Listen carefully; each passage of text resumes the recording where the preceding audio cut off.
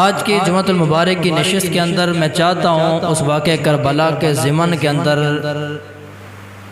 چند ایک اصلاحی باتیں اور پیغام کربلا آپ کی سماعتوں کی نظر کروں کہ جو واقعہ ہم نے ایک بار نہیں بلکہ اپنی زندگی کے اندر بارہا پڑھا ہے، سنا ہے۔ آیا کہ اس واقعہ کربلا سے مجھے اور آپ کو پیغام اور میسج کیا ملتا ہے، اس سے ہم نے کیا سیکھا ہے اور ہمیں کیا سیکھنا ہے، تو انشاءاللہ آج کی اس نشست کے اندر میں اسی واقعہ کربلا کا پیغام اور میسج آپ کی خدمت کے اندر عرض کروں گا کہ امام علی مقام امام حسین رضی اللہ تعالی عنہ جس دن آپ کی ولادت ہوئی، ادھر امام علی مقام امام حسین رضی اللہ تعالیٰ عنہ کی ولادت ہوئی، ساتھ ہی جناب جبرائیل امین میرے آقا حضور کی بارگاہ کے اندر آپ کی شہادت کی خبر بھی لے کے آ گئے تھے۔ میرے آقا حضور سرکار مدینہ کی بارگاہ میں آ کر عرض کی کہ یا رسول اللہ، اے رب کے حبیب، جس نواسے سے آپ بے پناہ پیار کرتے ہیں، جس کو آپ لاڈ کرتے ہیں، جس کے آپ پیشانی کو گلے کو چومتے ہیں، اے رب کے حبیب، اس آپ کے پیارے بیٹے نے، پیارے نواسے نے رب کی راہ کے اندر شہید ہونا ہے اور آپ کی امت ہی اسے شہید کرے گی۔ اور ایک مقام پر تو ایک فرشتے نے میدان کربلا کی مٹی لا کر آپ کی بارگاہ میں پیش کی اور عرض کی کہ اے رب کے حبیب، یہ اس مقام کی مٹی ہے کہ جس مقام پر آپ کے اس پیارے نواسے حسین کو شہید کیا جائے گا۔ تو مطلب یہ ہے عرض کرنے کا کہ امام علی مقام امام حسین کا بھی بچپن تھا، آپ کی شہادت کی خبر عام ہو چکی تھی، میرے آقا حضور بھی جانتے تھے، سیدہ زہرا بھی جانتی تھی، مولا علی شیر خدا بھی جانتے تھے، اور خود امام حسین رضی اللہ تعالی عنہ بھی جانتے تھے، اور آپ کے خاندان کے کئی افراد اور کئی حضور کے صحابہ جانتے تھے کہ اس نواسے رسول نے شہید ہونا ہے۔ لیکن جو بات میں عرض کرنا چاہتا ہوں، آپ پوری سیرت اٹھا کے دیکھو آقا حضور کی، جناب سیدہ زہرا کی سیرت اٹھا کے دیکھو، مولا علی کی سیرت اٹھا کے دیکھو، جملہ صحابہ اور اہل بیت کی سیرت کو اٹھا کر دیکھو، کوئی ایک لفظ بھی، کوئی ایک جملہ بھی پوری سیرت میں آپ کو نظر نہیں آئے گا کہ جس کے اندر کسی ایک فرد نے کوئی گلہ کیا ہو، کوئی شکوہ کیا ہو، کوئی شکایت کی ہو، یا کسی مقام پر دعا کی ہو یا اللہ اس حسین کو اس آزمائش سے امتحان سے بچا لے۔ کوئی ایک لفظ بھی نہیں ملتا، کوئی ایک جملہ بھی نہیں ملتا۔ تو اس کا مطلب کیا ہے، وجہ کیا ہے؟ وجہ یہ ہے کہ حضور کے خاندان کا ہر بندہ، ہر فرد اس امتحان کے لیے تیار تھا، اس امتحان کے لیے تیار تھا، ہر فرد جانتا تھا یہ تقدیر الہی ہے، یہ امر الہی ہے، یہ رب کا فیصلہ ہے۔ اس لیے اول سے لے کر آخر تک حضور کے خاندان کا ہر بندہ، حضور کے جمیع صحابہ رب کی اس تقدیر پر، رب کے اس فیصلے پر سر تسلیم خم کر چکے تھے، اور سارے کے سارے اللہ کی رضا کے اندر راضی ہو چکے تھے۔ آپ کا شکوہ نہ کرنا، گلہ نہ کرنا، شکایت نہ کرنا، اللہ کی بارگاہ میں دعا نہ کرنا، اس بات کی دلیل ہے کہ سارے کے سارے افراد رب کی تقدیر کے اوپر راضی تھے، رب کی رضا پہ راضی تھے، رب کے اس حکم پر راضی تھے۔ تو اس واقعہ کربلا سے ہمیں جو سب سے پہلا میسج اور پیغام ملتا ہے وہ یہ ہے کہ جب رب کی طرف سے تقدیر آتی ہے تو ہر بندہ مومن کو تقدیر الہی پر راضی رہنا چاہیے، ہر بندے کو امر الہی کے سامنے سر تسلیم خم کرنا چاہیے، ہر بندہ مومن کو اللہ کی رضا کے اندر راضی رہنا چاہیے۔ یہ پیغام کربلا سب سے پہلا پیغام ہے کہ اللہ کی رضا کے اندر راضی ہونا چاہیے۔ مگر آج ہمارا معیار کیا ہے؟ ذرا سی تکلیف آ جائے، ذرا سی پریشانی آ جائے تو گلے شروع ہو جاتے ہیں، شکوے شروع ہو جاتے ہیں، شکایتیں شروع ہو جاتی ہیں، یار میرے پیٹ میں ہمیشہ درد رہتا ہے، میرے سر میں ہمیشہ درد رہتا ہے، یار میرا بی پی بہت ہائی ہوتا ہے، میری کمر میں ہمیشہ تکلیف رہتی ہے، یار کاروبار میں بڑا خسارہ ہے، گھر میں سکون نہیں ہے، محلے میں سکون نہیں ہے، یار میرے دوست ٹھیک نہیں، یار میرے رشتہ دار ٹھیک نہیں ہے۔ یعنی بات بات پہ گلے شکوے شکایتیں ہمارا معیار بن چکا ہے، ہر طرف سے کمپلین ہی کمپلین نظر آتی ہیں، کسی طرف کوئی شکرانے کے الفاظ سننے اور دیکھنے کو نہیں ملتے ہیں، ہر طرف گلے اور شکوے ہیں۔ حالانکہ ایک بندہ مومن کا معیار یہ نہیں ہونا چاہیے، بلکہ میرے آقا حضور سرکار مدینہ کے خانوادے کا جو معیار تھا وہ ہر بندہ مومن کو اپنانا چاہیے۔ وہ معیار کیا تھا کہ زبان پر شکوائے رنج و علم لایا نہیں کرتے، نبی کے نام لیوا غم سے گھبرایا نہیں کرتے۔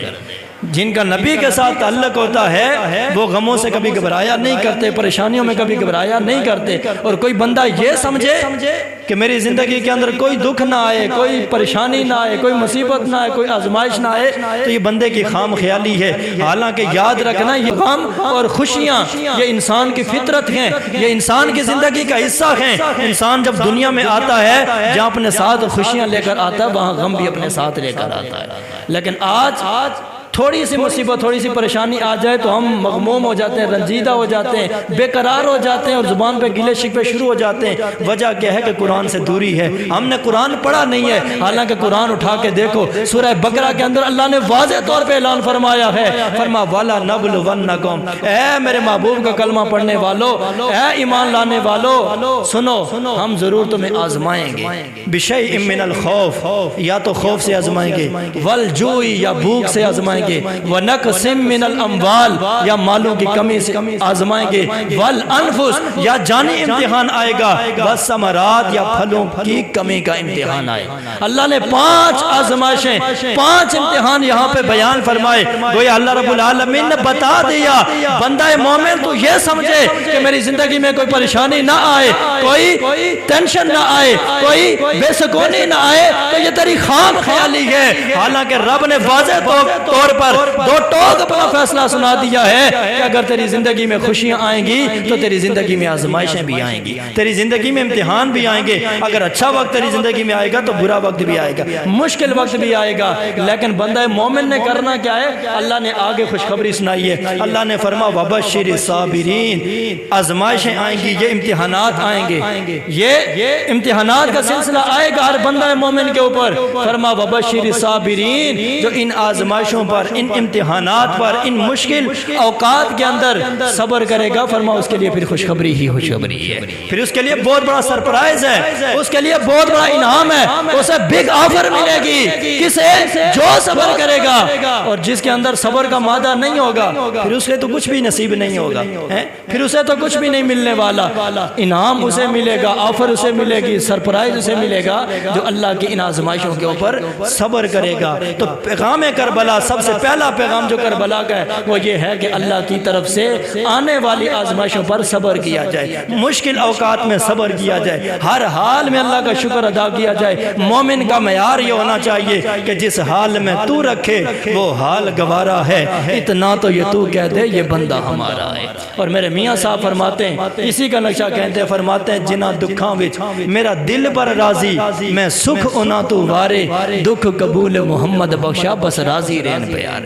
مومن کو یہ دیکھنا چاہیے کہ رب کی رضا کس میں ہے، رب کے رسول کی رضا کس میں ہے، دین کی، اسلام کی، شریعت کی رضا کس کام کے اندر ہے، بس اسی کام کے اوپر راضی رہنا چاہیے. اللہ جس حال کے اندر بندے کو رکھے ہر حال میں اللہ کا شکر ادا کرنا چاہیے، ہر حال میں صبر و استقامت کا مظاہرہ کرنا چاہیے. یہ سب سے پہلا پیغام کربلا ہے. اور آگے چلیے دوسرا پیغام، امام علی مقام امام حسین رضی اللہ تعالیٰ عنہ مدینہ منورہ چھوڑ کے مکہ گئے. مکے کے اندر 5 مہینے آپ نے گزارے، اور 5 مہینے گزارنے کے بعد جب سینکڑوں خطوط آپ کی بارگاہ میں آئے اس کے بعد آپ نے مکے سے کربلا کی طرف آپ نے سفر شروع کیا اور میدان کربلا کے اندر پہنچے. اب میدان کربلا میں امام علی مقام کے ساتھ ٹوٹل 82 افراد تھے، جن کے اندر بزرگ بھی تھے، جوان بھی تھے، بچے بھی تھے اور عورتیں بھی تھی. ٹوٹل 82 افراد ہیں. اب دوسری طرف 22,000 کا لشکر آپ کے سامنے لا کر کھڑا کر دیا گیا. یہ 3 محرم الحرام کو آپ پہنچے، آپ کا قافلہ پہنچا. ادھر یکے بعد دیگرے وقتاً فوقتاً یزیدی قافلے بھی، یزیدی فوجیں بھی آنا شروع ہوگی، حتیٰ کہ 22,000 کا لشکر آپ کے مد مقابل لا کر کھڑا کر دیا گیا. اب یہاں پہ سوال پیدا ہوتا ہے، بھئی 82 افراد ہیں، جوان بھی ہیں، بزرگ بھی ہیں، بچے بھی ہیں اور عورتیں بھی ہیں، تو 82 افراد کے لیے تو 2,000 بھی کافی تھے، تو 22,000 کا لشکر منگوانے کی کیا ضرورت تھی؟ تو جواب یہ آتا ہے کہ اس لیے کہ یزیدی جانتے تھے اگرچہ ان کے پاس تعداد بھی کم ہے، سواریاں بھی نہیں ہیں، اسلحہ بھی نہیں ہے، چونکہ جنگی پلین کے ساتھ، جنگی ارادے کے ساتھ نہیں آئے تھے. انہیں بلایا گیا تھا بیعت کرنے کے لیے، اور یہ تو اس مقصد کے لیے آئے تھے، جنگ لڑنے تو آئے نہیں تھے. جو جنگ لڑنے آتا بچوں کو لے کر نہیں آتا، وہ بیویوں کو، عورتوں کو لے کر نہیں آتا. لیکن یزیدی جانتے تھے اگرچہ تعداد بھی کم ہے، سواریاں بھی نہیں ہیں، اسلحہ بھی نہیں ہے، لیکن یہ عام بندے نہیں ہیں، یہ کوئی عام فوج نہیں ہے، یہ وہ فوج ہے جن کی رگوں میں حیدری خون ہے. اگر یہ لڑنے پہ آ جائیں 1,000 2,000 ان کے سامنے چیز ہی کوئی نہیں ہے. وہ سمجھتے تھے کہ 1000-2000 ان کے سامنے چیز ہی کوئی نہیں ہے، اس لیے کہ ان کی رگوں کے اندر حیدر کرار کا خون گردش کر رہا ہے۔ تو 22,000 کا لشکر ان کے سامنے۔ اب 3 محرم الحرام سے لے کر، جو پیغام میں دینا چاہتا ہوں توجہ کے ساتھ سنیے گا، 3 محرم سے لے کر 10ویں محرم الحرام تک، اور 10ویں محرم الحرام کو آخری جو شہادت امام حسین کی ہوئی، اور وہ عین جمعۃ المبارک کے وقت ہوئی تھی۔ تو 3 محرم الحرام سے لے کر 10ویں محرم الحرام جمعے کی نماز تک، امام حسین کی شہادت تک، آپ یہ جتنے بھی اوقات اور جتنے بھی دن اور راتیں ہیں، آپ امام عالی مقام اور آپ کے خانوادے اور آپ کے جانثاروں کی سیرت اور کردار اٹھا کے دیکھیں، آپ تاریخ اٹھا کے دیکھیں کہ ان کا کردار کیا تھا، کس انداز سے ان کے دن گزرے ہیں، کس انداز سے ان کی شامیں گزری ہیں، کس انداز سے ان کی صبح گزری ہے اور کس انداز سے ان کی راتیں گزری ہیں۔ اور دوسری تو جو یزیدی لشکر، یزیدی فوجیں 22,000 کی تعداد میں کھڑی تھی، آپ ان کے کردار کو بھی دیکھیں۔ ادھر رقص و سرور چل رہا تھا، ادھر گانے اور باجے چل رہے تھے، مگر حسینی لشکر کے اندر یا رب کی عبادت چل رہی تھی یا قرآن کی تلاوت چل رہی تھی، یا ذکر خدا ہو رہا تھا یا ذکر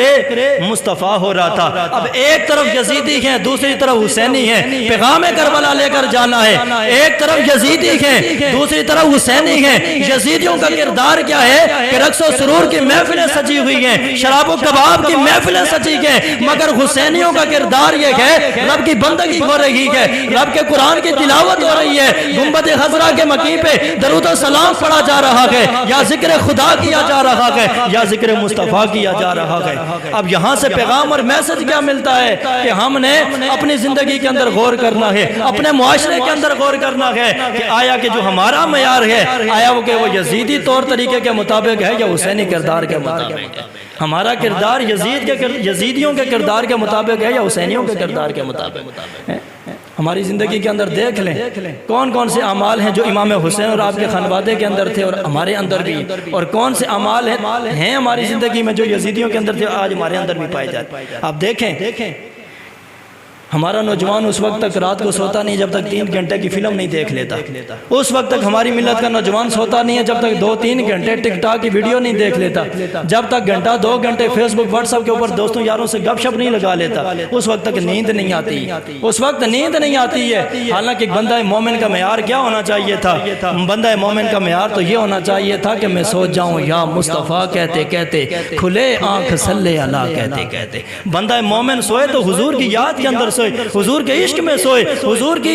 یاد اور طلب کے اندر سوئے، اور بندہ مومن کی آنکھ کھلے تو انڈیا کا گانا گاتے ہوئے نہیں، اس کی زبان پہ حضور کا درود و سلام جاری ہو ساری ہو۔ اس حال کے اندر مومن کی صبح ہو، مگر ہماری صبح کیسی ہوتی ہے، ہماری شامیں کیسی ہوتی ہیں؟ ہم میں سے کتنے لوگ ہیں جو 5 وقت کے نمازی ہیں؟ ہم میں سے کتنے لوگ ہیں جو ڈیلی کی بنیاد پر قرآن مجید کی تلاوت کرنے والے ہیں؟ کتنے لوگ ہیں جو رب العالمین کے ان بندوں کے حقوق کو پورا کرتے ہیں، اللہ کے ان بندوں کا خیال رکھتے ہیں، یا حقوق اللہ پورے کرتے ہیں یا حقوق العباد پورے کرتے ہیں؟ اس کا مطلب یہ ہے کہ ہم صرف نام کے حسینی ہیں۔ ہم میں سے ہر بندہ یہ نعرہ لگاتا ہے میں تو 5 تن کا غلام ہوں، مجھے عشق ہے تو حسن سے ہے، مجھے عشق ہے تو حسین سے ہے، لیکن یہ صرف کھوکھلے نعرے ہیں، یہ صرف دعوے ہیں۔ ہمارے اندر جو کردار ہے وہ حسینی نہیں ہے، وہ یزیدی کردار ہے۔ آپ دیکھ لیں چند دن پہلے کی بات ہے جب ہماری پوری قوم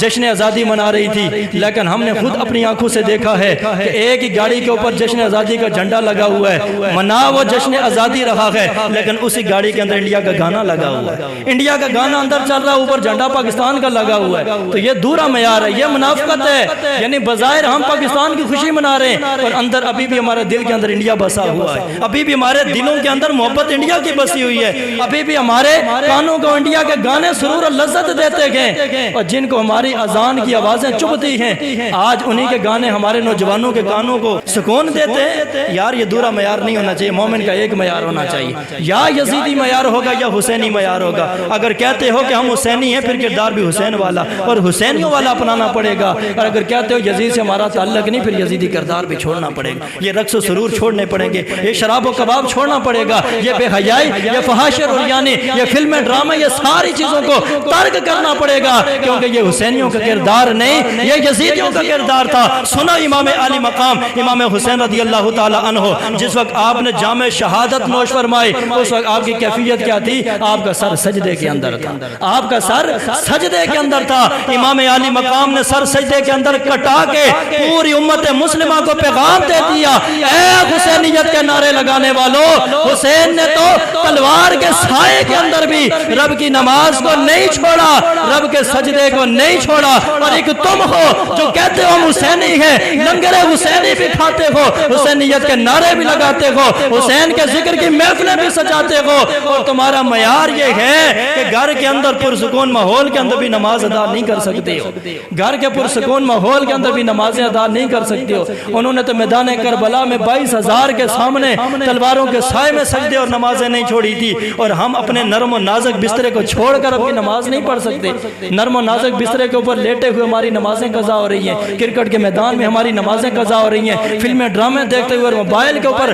گھنٹوں ہم لگا دیتے ہیں، ہماری نمازیں قضا ہو رہی ہیں۔ رب العالمین بھی ناراض ہو رہا ہے، رب العالمین کے حبیب بھی ناراض ہو رہے ہیں، اور شریعت اسلامیہ سے بھی ہمارا تعلق ٹوٹ رہا ہے، ہم کیسے حسینی ہیں؟ اور پھر سنو، امام عالی مقام امام حسین رضی اللہ تعالیٰ عنہ کا سر جب کاٹا گیا، کاٹ کے نیزے کی نوک پہ بلند کیا گیا، امام عالی مقام پہ اس وقت بھی آپ کی زبان پر قرآن کی تلاوت جاری ہو ساری تھی۔ امام عالی مقام امام حسین نے بتا دیا ہے اپنے ماننے والوں کو، اپنے نبی کا کلمہ پڑھنے والوں کو بتا دیا یہ قرآن کتنی اہم کتاب ہے، یہ کتنی اہم اللہ کا کلام ہے، اس لیے قرآن سے تعلق توڑنا نہیں، قرآن کے ساتھ تعلق جوڑ کے رکھنا ہے۔ لیکن آج ہمارا المیہ یہ ہے، ہم میں سے کثیر تعداد وہ ہے کہ جنہیں قرآن صحیح طریقے سے صحیح معنوں میں پڑھنا نہیں آتا، اور جنہیں پڑھنا نہیں آتا ان کی بدقسمتی یہ ہے کہ ان کو پڑھنے کا ٹائم نہیں ملتا، ان کو پڑھنے کا دل نہیں کرتا۔ موبائل پہ گھنٹوں ہم لگا دیں گے لیکن قرآن پڑھنے کی، قرآن کھولنے کی نوبت نہیں آئے گی۔ لیکن امام عالی مقام نے سر کٹا کے سجدے میں اور نیزے کی نوک پہ قرآن پڑھ کے بتا دیا نماز کے ساتھ بھی تعلق جوڑ کے رکھنا ہے، قرآن کے ساتھ بھی تعلق جوڑ کے رکھنا، یہ حسینی کردار ہے۔ لیکن آج ہم کس طرف جا رہے ہیں؟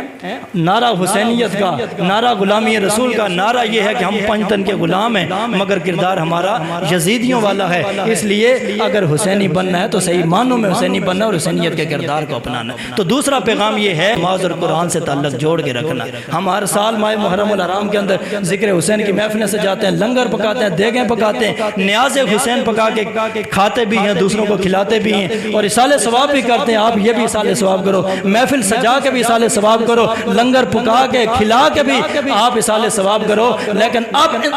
آپ ارادہ کرو کہ آج کے بعد ہم ایک منفرد انداز سے، ایک نئے انداز سے، سٹائل ذرا ہٹ کے، ہم ایک الگ انداز سے حسین کی روح کو ہم نے اصال کرنا ہے۔ وہ کیا کرنا ہے کہ ہم نے آئے روز، ہر روز وہ اٹھ کے قرآن کی تلاوت کر کے اسی قرآن کی تلاوت کا ثواب امام حسین کی روح کو پہنچانا ہے۔ رب کعبہ کی قسم، ادھر آپ یہ عمل کرو گے، زندگی کی روٹین بنا کے ہر روز قرآن کی تلاوت کر کے اصال ثواب کرو گے، امام عالی مقام کی روح بھی ادھر خوش ہوگی کہ واقعی میرے ماننے والے بھی ہیں اور میرا کردار اپنانے والے ہیں۔ یہ حسینی کردار ہے۔ اس لیے آج کے بعد نماز سے بھی تعلق جوڑ کے رکھنا ہے اور قرآن کی تلاوت سے بھی تعلق جوڑ کے رکھنا ہے۔ تیسرا جو پیغام ہے امام عالی مقام امام حسین رضی اللہ تعالی عنہ کا اور میدان کربلا کا، معرکہ کربلا کا، وہ یہ ہے کہ امام عالی مقام مدینہ منورہ میں تھے۔ اس وقت یزید کی طرف سے پیغام گیا کہ یزید کی بیعت کریں، پھر مدینہ منورہ چھوڑ کے مکے گئے، کس وجہ سے کہ تاکہ جنگ و جدال نہ ہو، لڑائی جھگڑا نہ ہو، معاملات ختم ہو جائیں، رفع دفع ہو جائیں۔ 5 مہینے تک امام عالی مقام مکے میں رہے، لیکن اس کے باوجود بھی جب خطوط لکھے کہ آپ میدان کربلا میں گئے،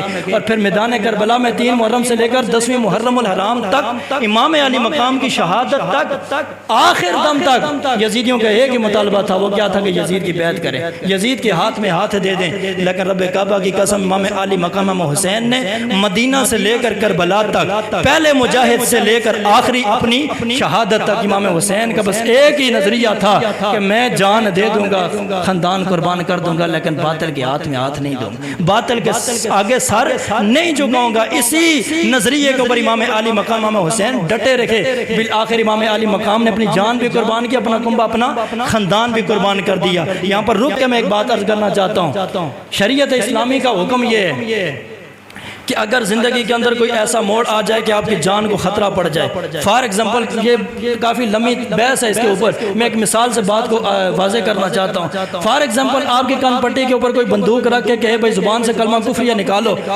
کلمہ کفریہ بولو اپنی زبان سے ورنہ جان سے مار دوں گا۔ اب شریعت اسلامی کی یہ کہتی ہے کہ ایک بندہ مومن کی جان بڑی قیمتی ہے، ایک عام انسان کی جان بڑی قیمتی ہے۔ اللہ فرماتا ہے وَمَنْ قَتَلَ نَفْسًا بِغَيْرِ نَفْسٍ، فرما جو بندہ کسی بندے کو بغیر کسی وجہ کے بغیر کسی سبب کے قتل کرے فَكَأَنَّمَا قَتَلَ النَّاسَ جَمِيعًا، گویا اس نے ایک بندے کو نہیں پوری انسانیت کا قتل کیا ہے۔ تو ایک انسان کا قتل پوری انسانیت کا قتل ہے، اتنی اللہ نے ویلیو دی ہے انسان کو، ایک بندہ مومن کو۔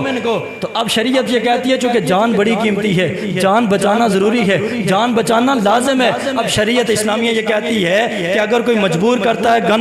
گن پوائنٹ پہ کہ آپ کلمہ کفریہ بولو، تو آپ کے لیے حکم یہ ہے کہ دل میں ایمان رکھ کر زبان سے آپ کو ایسا کلمہ کہہ دیتے ہیں جو بظاہر کلمہ کفریہ ہے جس سے آپ کی جان بچ سکتی ہے، تو آپ زبان سے وہ کلمہ کفریہ کہہ دیں، لیکن دل کے اندر ایمان ہونا ضروری ہے۔ تو آپ کے اوپر کوئی باز پرس نہیں ہوگی، شریعت اس کی اجازت دیتی ہے۔ یعنی مطلب یہ ہے کہ جان بچانے کے لیے بظاہر زبان سے آپ کلمہ کفریہ بھی کہہ سکتے ہیں تاکہ آپ کی جان بچ جائے۔ اس طرح کی بے شمار مثالیں گئے، کافی لمبی بحث ہے، لیکن جو بات میں عرض کرنا چاہتا ہوں، شریعت یہاں تک چھوٹ دیتی ہے کہ جان بچانے کے لیے آپ اپنی زبان سے بظاہر کلمہ کفریہ کہہ سکتے ہیں۔ تو امام حسین رضی اللہ تعالیٰ عنہ کو تو بیعت کے لیے کہا جا رہا تھا، اب یہ بھی تو ہو سکتا تھا امام حسین دل سے بیعت نہ کرتے، بظاہر ان کی بیعت کر لیتے، معاملے کو ختم کرنے کے لیے، رفع دفع کرنے کے لیے بظاہر بیعت کر لیتے، ہاتھ میں ہاتھ دے دیتے، جان بھی بچ جاتی، خاندان بھی بچ جاتا۔ لیکن امام عالی مقام نے بظاہر ان کے ہاتھ میں بھی ہاتھ نہیں دیا، اس لیے کہ امام عالی مقام جانتے تھے آج اگر میں نے کمپرومائز کر لیا تو صبح قیامت تک ہر بندے کے لیے یہ مثال بن جائے گی۔ ہر بندہ کہے گا کہ اگر امام عالی مقام کمپرومائز کر سکتے ہیں تو پھر ہم ہر معاملے میں کمپرومائز کیوں نہیں کر سکتے؟ تو اس لیے امام عالی مقام کا پیغام یہ، اور میدان کربلا کا تیسرا پیغام یہ ہے کہ امام عالی مقام نے آخری سانس تک بھی ان یزیدیوں کے ساتھ، باطل کے ساتھ کمپرومائز نہیں کیا ہے۔ آج ہم بھی اپنی زندگی کے اندر دیکھیں کہ ہماری زندگی کے اندر کتنی کمپرومائز شامل ہے، ذرا سی بات پہ کمپرومائز ہو رہی ہے، چاولوں کی پلیٹ کے پیچھے کمپرومائز ہو رہی ہے، چند ٹکوں کے پیچھے کمپرومائز ہو رہی ہے کہ نہیں؟ اور آپ دیکھیں ایک بندہ ہے وہ کہتا ہے کہ چونکہ سارا ماحول ہی جھوٹ کے اوپر چل رہا ہے، اگر میں سچ بولوں گا کوئی یقین نہیں کرے گا، اور سچی بات کسی کو برداشت نہیں ہوتی ہے، اس لیے مجبوراً جھوٹ بولنا پڑتا ہے، اور اگلے بندے کو یقین دلانے کے لیے جھوٹ بولنا پڑتا ہے۔ اس لیے جب ساری دنیا جھوٹ بولتی ہے تو مجھے بھی جھوٹ بولنا پڑے گا، اور میں بھی تھوڑا بہت جھوٹ بول لیتا ہوں۔ یہی تو کمپرومائز ہے کہ آپ دنیا کے ساتھ چل رہے ہیں، یہ نہیں دیکھ رہے کہ کون سا کام جائز اور کون سا ناجائز۔ ایک بندہ کاروبار کرتا ہے اور بندہ کہتا ہے یار پوری مارکیٹ کے اندر ملاوٹ چل رہی ہے، پوری مارکیٹ کے اندر دھوکہ دہی چل رہی ہے، پوری مارکیٹ کے اندر ہیر پھیر چل رہا ہے، تو اگر میں ایمانداری کے ساتھ کاروبار کروں گا تو میرا کاروبار تو نہیں چلے گا، اس لیے تھوڑی بہت میں بھی کر لیتا ہوں، تھوڑی بہت ہیر پھیر میں بھی کر لیتا ہوں تاکہ میرا کاروبار بھی چل جائے۔ اب یہی تو کمپرومائز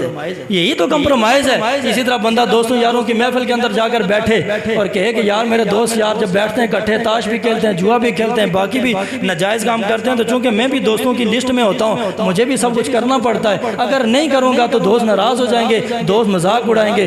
چلو تھوڑا بہت میں بھی کر لیتا ہوں۔ اب یہی تو کمپرومائز ہے۔ بیٹے کی شادی آ جائے، شادی کا فنکشن ہو، بندہ کہے یار پوری برادری ڈھول ڈھماکہ کرتی ہے، ناچ گانا کرتی ہے، گانے باجے کرتی ہے، اب میرے بیٹے کی شادی ہے میں نہیں کروں گا، برادری ناراض ہو جائے گی، دوست ناراض ہو جائیں گے، رشتہ دار ناراض ہو جائیں گے، لوگ کہیں گے کنجوس ہے جی، کنجوسی کر رہا ہے، اس نے خاندان کے ساتھ، اس نے معاشرے کے ساتھ یہ چلتا نہیں ہے۔ تو اب میں بھی تھوڑا بہت گانا باجا کر لیتا ہوں، تھوڑا بہت میں بھی ڈھول ڈھماکہ کر لیتا ہوں تاکہ برادری ناراض نہ ہو جائے، برادری راضی رہے۔ تو یہی تو کمپرومائز ہے۔ لیکن امام عالی مقام کا یہ پیغام تو نہیں تھا۔ امام عالی مقام کا تو پیغام یہ تھا کہ بڑی سے بڑی قربانی بھی دینا پڑ جائے، جان بھی دینا پڑ جائے، اولاد بھی دینا پڑ جائے، خاندان بھی دینا پڑ جائے، لیکن کبھی بھی کمپرومائز نہیں کرنی۔ کمپرومائز شریعت کے معاملے میں کمپرومائز نہیں کرنی ہے، رب اور اس کے رسول کے احکامات کے معاملے میں کمپرومائز نہیں کرنی ہے۔ یہی تو حسین کا پیغام تھا، سر کٹا دیا، نیزے کی نوک پہ چڑھا دیا، پورا کنبہ پورا خاندان قربان کر دیا، لیکن امام عالی مقام نے ان یزیدیوں کے ساتھ کمپرومائز نہیں فرمایا۔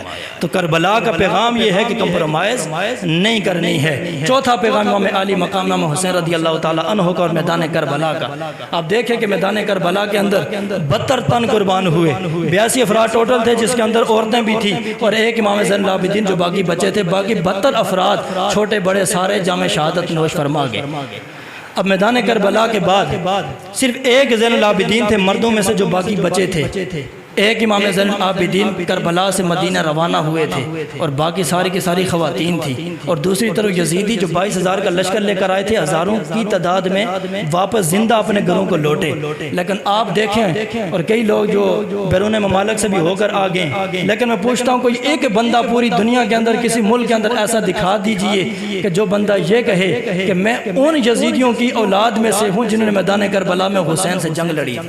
کوئی ایک بندہ دکھا دیں جو کہے میں ان کی اولاد میں سے ہوں جنہوں نے جنگ لڑی تھی حسین سے۔ پوری دنیا میں کسی ایک ملک میں بھی کوئی ایک بندہ بھی ایسا نظر نہیں آتا جو دعویٰ کرے کہ میں یزیدیوں کی اولاد میں سے ہوں، اس لیے کہ آج پوری روئے زمین کے اوپر ایک بھی یزیدی باقی نہیں ہے۔ لیکن آپ پاکستان کے اندر دیکھ لیں، بیرون ممالک کے اندر دیکھ لیں، پوری دنیا کے اندر دیکھ لیں، آپ کو ہزاروں نہیں لاکھوں ایسے بندے ملیں گے جو کہیں گے میں امام حسن کی اولاد میں سے ہوں، میں امام حسین کی اولاد میں سے ہوں۔ ہزاروں بندے آپ کو ایسے ملیں گے زندگی کے اندر کو جو کہیں گے امام حسن کی اولاد ہوں، میں امام حسین کی اولاد ہوں۔ اب ہونا تو یہ چاہیے تھا، ادھر صرف ایک زین العابدین تھے، ایک بندے کی اولاد کا سلسلہ کتنا زیادہ چلتا، کتنا دور تک جاتا، اور دوسری طرف ہزاروں تھے، ہزاروں کی تعداد پھر کتنی زیادہ ہونی چاہیے تھی۔ لیکن آج پوری دنیا کے اندر یزیدی نظر نہیں آتے، یزیدیوں کا نام لیوا کوئی نظر نہیں آتا، ہر طرف حسنی سید بھی نظر آتے ہیں، حسینی سید بھی نظر آتے ہیں۔ وجہ کیا ہے، معاملہ کیا ہے؟ تو پیغام کربلا ہمیں یہ ملتا ہے کہ جو چیز اللہ کی راہ میں قربان ہو وہ مٹتی نہیں ہے، وہ ختم نہیں ہوتی، اللہ اس کے اندر مزید برکتیں ڈال دیتا ہے۔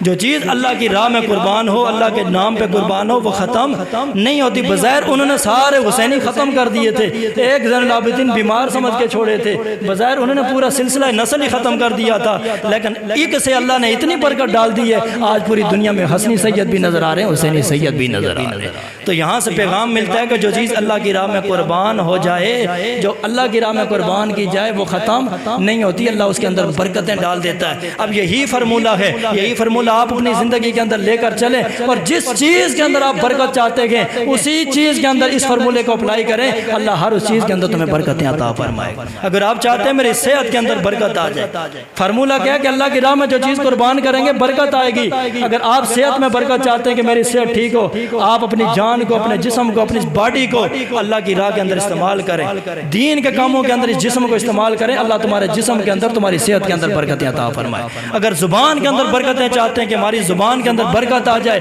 ہم زبان سے لفظ بولنے تاثیر ہو جائے، اگلے کے دل کے اوپر اثر انداز ہو جائے، اپنی زبان سے ذکر خدا، ذکر مصطفیٰ، قرآن کی تلاوت کرنا شروع ہو جائے، گنبد خضرا کے مکین کی بارگاہ میں درود السلام پڑھنا شروع ہو جائے، اللہ تمہاری زبان کے اندر برکتیں ڈال دے دے۔ اگر اپنے مال کے اندر برکتیں چاہتے ہیں، ہمارا مال بہت زیادہ ہو جائے، مال کے اندر برکت آئے، وہ تھوڑا لیکن برکت زیادہ ہو جائے، اپنے مال کو راہ خدا کے اندر قربان کرنا شروع ہو جائے، راہ خدا کے اندر پیش کرنا شروع ہو جائے، اللہ کی عزت کی قسم تمہارے مال کے اندر برکت آ جائے گی۔ تو یہ فرمولہ ہے، اپنی زندگی کی ہر موڑ پر اس کو اپلائی کرنا ہے، پھر دیکھیں کہ برکتیں کتنی آتی ہیں۔ جو چیز بھی آپ اللہ کی راہ میں قربان کرتے چلے جائیں گے وہ ختم نہیں ہوگی، بلکہ اس کے اندر اللہ مزید برکتیں عطا فرماتا چلا جائے گا۔ آخری پیغام کربلا کا،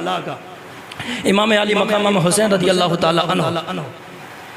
آپ نے اپنی جان قربان کر دی، خانوادہ قربان کر دیا، صرف ایک زین العابدین باقی بچے اور باقی چند عورتیں باقی بچی ہیں۔ لیکن آپ دیکھیں کہ پورا واقعہ کربلا اول سے لے کر آخر تک ان ساری بیویوں نے اپنی آنکھوں سے دیکھا، اور ہر شہادت کے بعد خبر آتی تھی خیموں کے اندر فلاں شہید ہو گیا، اب قاسم بن حسن شہید ہو گئے، اب حضرت عباس شہید ہو گئے، اب جناب حضرت علی اصغر شہید ہو گئے، اب حضرت علی اکبر شہید ہو گئے، اب فلاں شہید ہو گئے، اب فلاں شہید ہو گئے۔ ہر شہادت کے بعد خبر خیموں کے اندر آتی تھی، مگر آپ کوئی ایک روایت، کوئی ایک بات ایسی لا کر دکھائیں